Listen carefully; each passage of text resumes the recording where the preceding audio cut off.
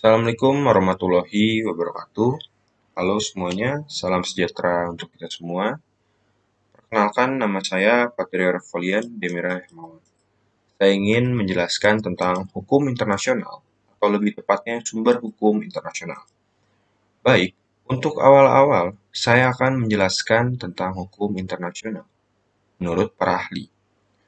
Menurut J.G. Starke, hukum internasional adalah seperangkat hukum atau badan hukum yang sebagian besar terdiri dari prinsip-prinsip dan aturan perilaku, serta perasaan negara terdekat untuk mematuhi membangun hubungan dengan satu sama lain.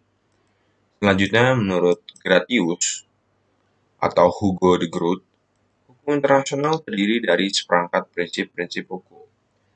Dan karena biasanya dalam hubungan antara negara-negara, hubungan ini didasarkan pada kehendak bebas dan persetujuan dari semua anggota untuk kepentingan bersama. Dan yang terakhir, menurut Dr. Mukhtar Kusumaatmadja, keseluruhan aturan hukum internasional atau prinsip-prinsip yang mengatur hubungan berkecil atau masalah yang melintasi batas-batas nasional. Selanjutnya, kita akan langsung lanjut ke sumber hukum internasional. Sumber hukum dibedakan menjadi dua, yaitu sumber hukum formil atau sumber hukum material. Sumber hukum formil adalah sumber hukum yang dilihat dari bentuknya. Segala sesuatu yang menentukan isi dari hukum tersebut.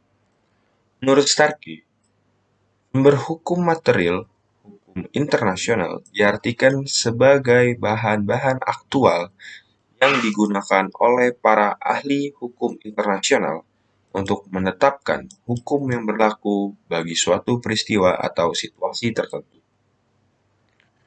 Mukhtar Kusumaatmadja juga membedakan sumber hukum dalam arti material dan sumber hukum dalam arti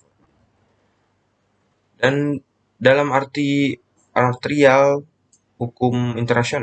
sumber hukum internasional adalah sumber hukum yang membahas dasar berlakunya hukum suatu negara.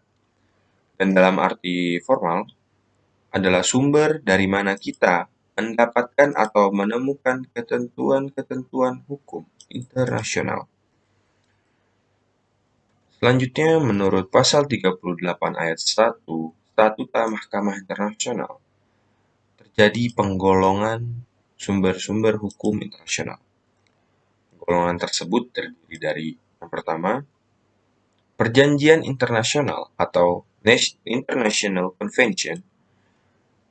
Yang kedua, ada kebiasaan internasional atau international custom. Ketiga, ada prinsip-prinsip hukum umum atau general principle of law. Dan terakhir ada keputusan pengadilan atau judicial decision. Kita akan membedah penggolongan menurut pasal 38 ayat 1 Statuta Mahkamah Internasional satu persatu. Yang pertama ada perjanjian internasional.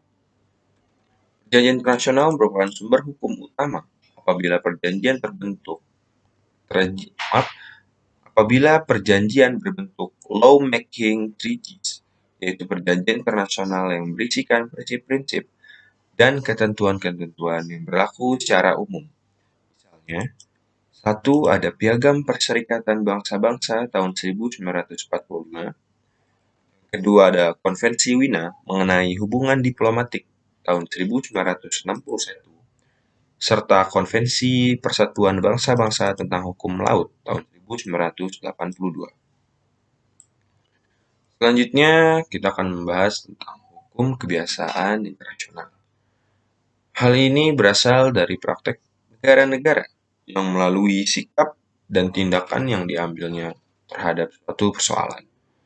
Contoh, hasil kodifikasi hukum kebiasaan adalah Konvensi Hubungan Diplomat Konsuler, Hukum Laut tahun 1958, dan Hukum Perjanjian tahun 1969.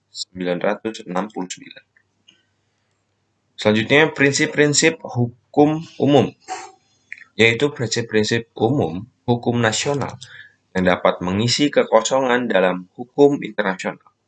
Misalnya, seperti praduga tak bersalah, dan masih banyak contoh yang lain.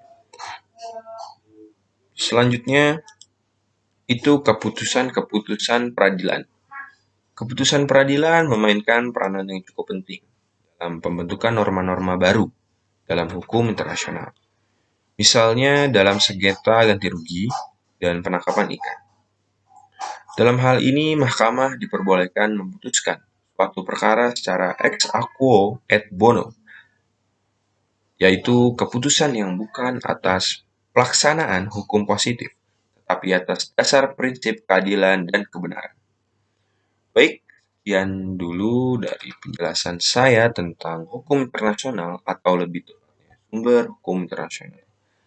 Mohon maaf bila ada salah-salah kata. Wabillahi taufiq wal hidayah. Wassalamualaikum warahmatullahi wabarakatuh.